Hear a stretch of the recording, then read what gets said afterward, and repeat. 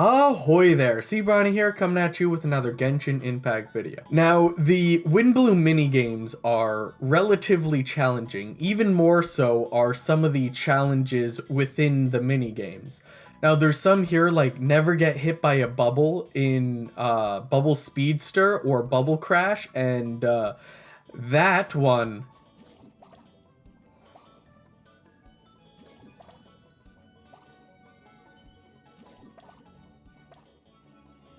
That one really got to me. So, I thought if I was having difficulty doing some of these challenges, there's probably a lot of people who are having difficulty with these challenges too. So I thought I'd make a complete guide on everything I know how to beat these challenges as easily as possible. So I really tried to use characters that everyone has access to do at least these first sections of the challenges. I will have later in the video how to really have an easy time, but that's only with certain 5-star units because they tend to have more mobility and movement options than a lot of the other 4-star units. So let's start with Stepping Stone Antics. Now this one I accidentally already kind of found out. I was playing Zhongli. I went to jump to the next block and I missed. I was stuck on the edge and I knew that was the end for me. And next thing I know, I got lifted back up and onto the stones and completed this challenge without even really knowing what happened. So I went through a couple tests, and I also saw some other posts here on Reddit and on YouTube. You can do a plunging attack, and you can actually stay on the blocks even if they've fallen under you. Now, I found this is easiest with claymore users and bow users. They seem to fall down a lot slower than the other characters, so you actually have more time to do it. Also, I found out that this only really works when there's about 15 seconds or less left on the timer, because the stones fall and reappear so much faster at this point. So what you want to do is you want to either activate Glide or jump up just as the stones are starting to disappear under your feet, and then start your plunging attack. It works very well with bow characters. Claymore characters, it works pretty well too. Spear users, I found fall way too often. Same with sword users, and I didn't get a chance to use catalyst users, so maybe you guys can tell me if this works for catalyst users too. So this is a great way to save yourself and throw out some really clutch plays that no one's really expecting. The other way to do this is to have the Geo Traveler within your team. Now, the Geo Traveler, you can't just press the spell on the wall, you have to hold press it and make sure that the radius is on the wall, but you can put the Geo Traveler's stone structures along the wall, and you can basically sit there perfectly fine. There's no chance of you falling off, and you want to place a second one once every 20 seconds. You should only really have to switch places once during the entirety of the game, but this is also a great way to get that achievement of never falling through Stepping Stone Antics. So for Shimmering Path, the best advice I can give is go fast out of the gate. You have a good amount of time before the path goes invisible. Use that amount of time to get as far as you can on that path as possible. Now this one, it was very difficult for me to find ways to make this easier. My memory is very bad. If you've seen some of my other stuff, it is garbage. So me finding a way to complete this was very difficult. I first tried the same thing in Stepping Stone Antics. I tried putting pillars on the Geo Traveler's pillars on the wall and thought that I could just probably jump from one to the other and eventually make it to the other side in time. But I was sorely mistaken, because there's actually a roof added onto there, and you get stuck under it, and you basically get squashed down, and you're just pressed against that and your own rock, and you're pretty much just spanked until you beg for mercy, because you can't hop back onto the stepping stones after hopping off onto one of your rock pillars, and you can't stand on top of the rock pillars to cast another one to move forward. So essentially, this does not work. Now the rest, it takes a lot of probing here, and not that kind of probing, but you can actually shoot the bow and arrow at the ground and you can see the hit. So you can essentially probe to see if there's stepping stones in front of you. You can also use Amber's bunny to toss. You can try using the Geo Traveler reticle for putting down the stone pillars. It gets closer and further, but I found this is a lot harder to see the difference if there's a block in front of you or not. So I would highly recommend just use a bow character and shoot the ground. If it hits something on the ground, then you're safe to take a couple steps forward. If you're worried that there might not be anything, you can toss the Baron Bunny, or you can just fire an arrow at it, and if it goes down further, that means that there is nothing there, and you should try to find another spot. And always pay attention to which squares come into view. You can jump at least one square forward. To make sure that you get a really far jump, make sure you hit dash and then jump shortly after hitting the dash button, and that should make you jump further, so you can jump over at least one block space to another spot. That's the best I got for this one. I really hope that one helps. This is one of those ones that I thought was very difficult until I used some of my other 5-star characters. I'll show you the super easy way I end up doing this in the end, but this really helps. This is a very free-to-play friendly way of finding out and not falling in this minigame.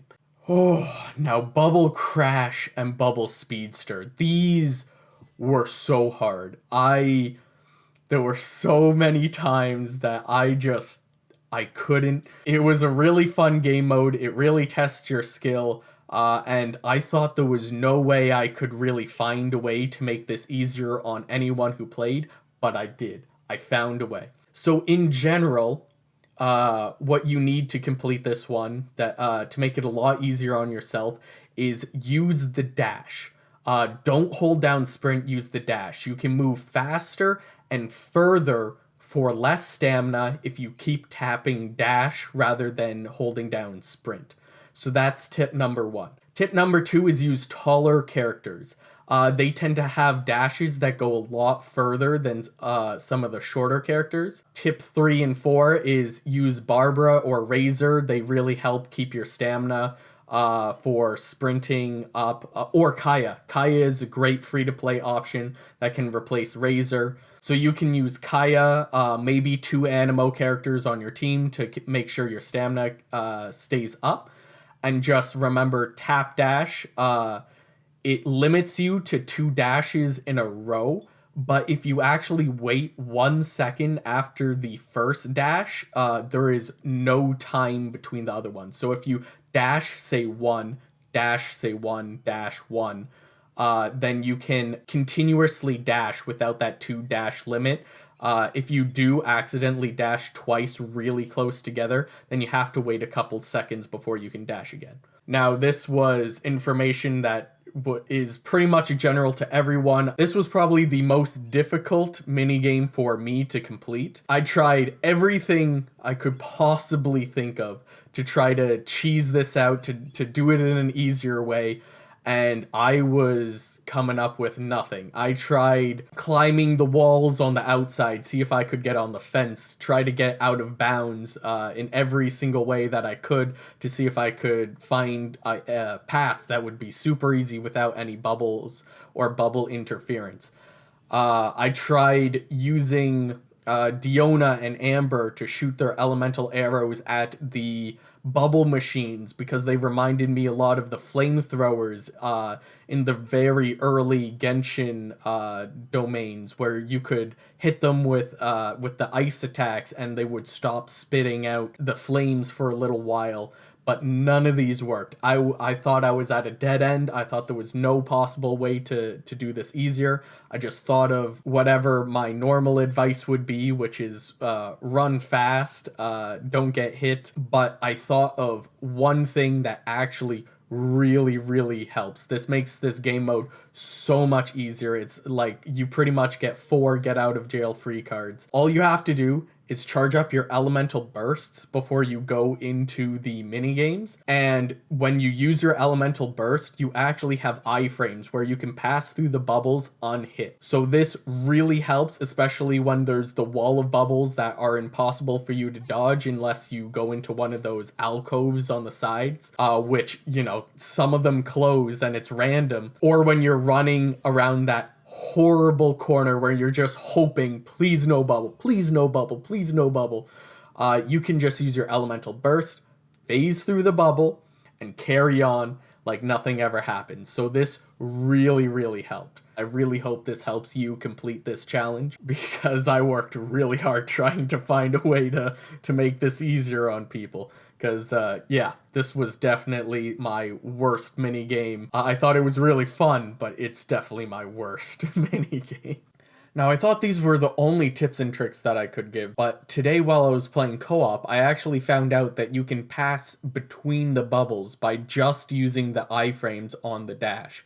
So I thought it was only then with the smaller characters, but as I kept doing it, I found out I could do this with pretty much any single one of my characters. So if you go to the gaps of the bubble, you can just dash right on in between. This makes this game mode quickly went from the hardest game mode I've ever tried to the easiest one that I can complete now. Just aim for right in between the bubble and dash at the right time, and you can totally ignore the bubbles whatsoever, even if there's a bubble wall. And as an added bonus, you can use your gadget to glide up, and then you can get over the bubbles that way. So if you have your glider, your elemental burst, and just dash between the bubbles, you should have no problem completing this challenge in no time flat, and you're going to impress a lot of people with the speed that you're able to get to the end with. Now for Windblume Blessing. This is one of the ones that I found super easy. It was barely a challenge for me any of the times that I played it, but just in case you're having troubles with it, here are my tips. Taller characters really help with this because they have a head up on the competition. They can get most of these flowers a lot sooner. They have bigger hitboxes, so a taller character really does help. 2, the petals don't disappear when they touch the ground. They actually stay on the ground for like a second before they disappear. So don't worry if the petal is landing on the ground and you need to pick it up. Because you can still do so even after it hits the ground and you'll still get points for it. 3, if you're only trying to do the challenge where you don't get hit by any of the flowers, you can just sit in one of the corners and almost no flowers will land near you. So you can just avoid getting hit whatsoever. It's nice and easy. And other than one flower coming very close to me, it was ultimately... It was not a challenge. It was very easy to complete, and I hope that helps you with this one. And just remember, don't overextend yourself. Make sure that the flower doesn't go red. Now, characters like Venti, Zhongli, and Albedo will really help you with this challenge because they can also put down pillars or the wind that brings you up into the air, and you can actually collect a lot more of these Windblume Blessing petals before they can even change to the red one. So you can actually get more points in a shorter amount of time if you use these characters, but they're not needed, and this is a relatively easy one to complete. Now for no landing, this one is relatively straightforward. Basically, you just have to collect all the flowers to get enough points, and you need 200 points before the timer runs out. As long as you're finding the paths between the wind gusts, you start high, you drift low, most of the flowers will be lined in a straight path. So you can at least get these points if you choose the right path to go down. So if you choose the right wind geyser to go up in, it generally is a straight path for getting the points. Now, I find just as a little bit of a safety net, if you take Geo Traveler and you put some stone pillars down so that you can land on, there's a little bit of a safety net. They start disappearing around when there's 55, 56 seconds left on the clock. So if you need that little bit of a safety net just to catch you in case you screw up, put them down a little bit in front of the geysers. That way you can land on them and you can jump and hit the next geyser, and it does not count as you touching the ground. So you can easily beat that challenge of don't touch the ground. Also, don't be afraid to close your glider for a little bit if you're close to one of the wind geysers, because you can then drop down and get the points, and you can then reactivate your glider and get into the updraft as long as you tap spacebar a couple of times to drop it and then put it back up. Don't be too scared of closing the glider. You can actually do this in a lot shorter time if you do this strategy. So yeah, that's my advice for no landing. That one's relatively straightforward. I hope this helps a little bit. So yeah. Now this one is the bane to a lot of people's existence. This is a very hard challenge, or at least I thought it was. My first way of beating this was I found out that you can stand on top of stone pillars and geostructures and you don't get hit by any of the waves coming at you. But then there's a timer of this little electricity burst that actually destroys any stone pillar it comes in contact with, and it actually destroys the Geo-Traveler's stone pillar in one shot. Zhongli's is the only one that can survive a couple hits of this lightning burst, but not everyone has a Zhongli, so I wanted to find a simpler way of doing this without having to jump from pillar to pillar dodging these electric bursts. And I found the easiest way possible. All you have to do is head towards the tree in the back right corner. There's a lot fewer of those elemental waves coming towards you if you set up camp over there. And then all you have to do is you put your geostructure close to the inner ring, and it actually blocks all of the waves. The waves are destroyed and they do not move past the pillar. So you can actually just sit behind the pillar, try to stay a little bit off to the left or right so that you can see a little bit around, but it essentially creates a cone of safety. And if you stay as far as you can back towards the edge of the arena, when those electric strikes come, you can just walk out and still be safely behind your stone pillar, or maybe you have to dash out and back in, and the lightning strike will not hit your pillar, not destroy it, and you will still be safe. I also wanted to check if it's only the Geo-Traveler's stone pillar. That's the one I found the most success with because it's very wide, so it blocks a lot of them, but Zhongli's pillar can also block these, and actually Amber's Baron Bunny can block these. I don't have a Ganyu, so I wasn't able to test out Ganyu's taunt, but Ganyu's taunt, because it is a hitbox, might actually be able to block some of these waves too. So if you're having trouble, and maybe you need to block one extra wave, Geo-Traveler and Amber are your best friends in this game mode. Now this one, through all my efforts, there's no way to cheese this. Best advice I can give you is take a piece of paper, draw a line in the direction, and then write a number next to it. Depending on how you want to count the squares, I like counting all of the squares that go in the directions. So in this run, I would count 1, 2, 3, 1, 2, 3, 1, 2, 3, 1, 2, 3, 1, 2, 3, 1, 2, 3, 1, 2, 3. So I just have the 3, 3, 3 in my head, and I mark down on the piece of paper what direction it goes. And then, so I count the one that I'm standing on plus the other two. If you want to just go 1, 2, 1, 2, 1, 2 for how many more spaces you have to walk, you can also do that too. But this is the only way to complete it, unless you're playing co-op. If you're playing co-op and there's a Zhongli and you have a Zhao C1, you can actually just jump over the entire stage without ever touching a single block. But the only problem is you cannot end the challenge unless every single block has been stepped on. So essentially you can make it across and you can wait for the other players you're playing in co-op to step on all the right tiles and automatically be first to finishing this one. But if you're trying to do this mission solo, the only advice I can give you is you have to memorize which tile to step on and where to go. I did find one little trick with Zhao. You actually don't even need him C1 for this trick.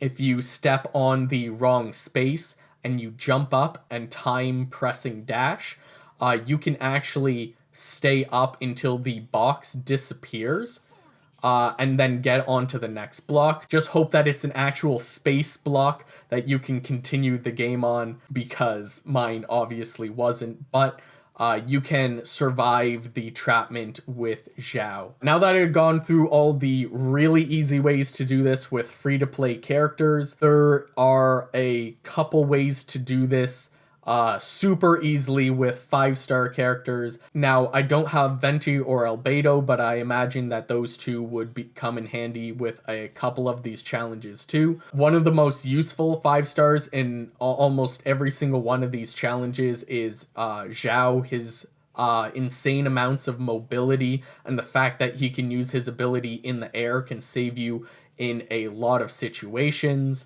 Overall, through all the game modes, I found he had the most versatility, just completing them in a really easy manner. Zhongli is nice because he can put the pillar. I would say his best minigame that he's in is the no landing. You can actually put a stone pillar right in the center of the map, and you can essentially just use it to stand on, and then you can jump off that stone pillar and hit almost every single geyser from the center of the map. So this makes it a lot easier. You can also combine Zhongli with Zhao or Kaching, and you can use the teleport or Zhao's dash. Now, Zhongli and Kaching are pretty nice for Barrage Minuet. Again, I would highly recommend Geo Traveler. I would actually say Geo Traveler is the most important character for completing any one of these missions. So definitely have Geo Traveler on your team if you're looking to do a lot of this stuff.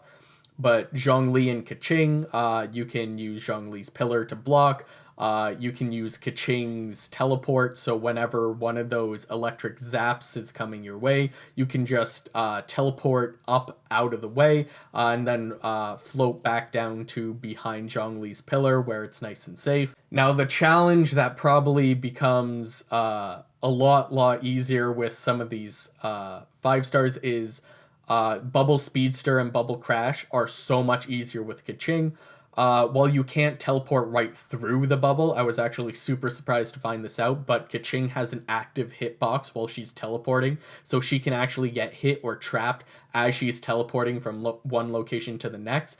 But if the line of sight is not through the bubble, like you put her teleport above in the air, you can just jump over bubble walls with ease, and she actually makes this challenge a lot easier. You can also use Zhongli and Zhao combo, put down a Zhongli pillar. This one works really nice towards the end. You can then climb Zhongli's pillar. It's tall enough that bubbles cannot hit you while you're on Zhongli's pillar, and then you can just use Zhao to dash to the finish line. Zhongli Zhao is a pretty good combo for this, but if you have a 5-star character and you want this to be easier, Kaching is the main choice for this one. I also imagine Venti and Albedo are decently good at this too, so maybe Albedo Zhao combo could also work really well, and Venti can probably just glide over this at any time, so Venti is probably a very good choice for Bubble Speedster also. Now, the final bosses for this stage are actually extremely difficult. I was super surprised to find that those 2 Geo Bishops would be this tough to beat, at least with my free-to-play team. But my free-to-play team is a lower cost team. I don't have as much points put into artifacts, so that's probably why it was a lot tougher. Also, I didn't have very effective use of shield. Shields are very good against these 2 Geo Bishops. Now, I tried to find a couple ways to cheese out this level, see if I could build stone pillars onto the wall and shoot them from a safe vantage point with an archer, but I ended up having no luck with this. The only tips I can give you is try to use shields on your team, have a damage dealer with decently leveled artifacts, and good luck. But best advice I can give is have at least one Geo character on your team for those Geo Bishops, because the shield is invaluable for dodging a lot of their moves. Geo Traveler is also very nice because when they're rolling out towards you, you can actually block their spins with the boulder. So that's very nice. And again, Geo characters drop the shields, and when you have shields on, a lot of their abilities end up hurting themselves or knocking them over, which gives you these great windows for doing damage. My main team pretty much made those Geo Bishops into a joke, but they are very difficult if you're running a team without decently leveled artifacts. So make sure that your artifacts for your main carries are maxed out. At least purple artifacts, if not the gold ones. And also being, useful stats like attack percent or crit rate. Again, for your main damage dealers, you want to have at least 50% crit rate. And then you kind of want to match crit damage to be at 100%. So you want this 1-to-2 ratio. If you have 50% crit rate, you want 100% crit damage. So your main damage dealers will actually do damage, and a lot of the time. And then the rest, as long as you have those percents, then all of your other stats should be either in attack up or elemental mastery for your main damage dealers, because those help a lot. Well, I guess that's everything I managed to find out for the mini games. I hope this makes it a whole lot easier for anyone who's really struggling with a lot of these challenges. I know they were very hard for me to complete at first. It took a lot of trial and error for me to make this. I've actually been filming myself do all the mini games, trying to get enough footage of each one and of easier ways to complete them. This took me about 10 hours to film, and it's already taken me 3 hours to edit the clips that I have and organize them, and I'm not even close to done. I'm just doing the voiceover now. If you found this helpful, remember to give me an upvote. If you really like this kind of content, then check out my YouTube channel. I'm working really hard to try to bring you guys some really cool stuff. I really want to do more tips and tricks videos. So I'm really bad at math, so I'm probably not going to take up the mantle of saying this is the best build for certain characters, but if there's certain techs and tricks that kind of make the game a little more fun, a little more interesting, I'm definitely going to try to look into them. So if you like this guide and you would like a couple others, maybe comment something that you're struggling with, and I can see if I can make a guide for it in the near future. I really appreciate anyone who watches this. I worked very hard on it, and I will continue to try my best to make some really helpful and fun stuff for you guys to dive into. So thank you all for watching, and if you're making any wishes on the Venti banner, then I wish you the best of luck, and I hope you get all the booty ye desire. See Briney out.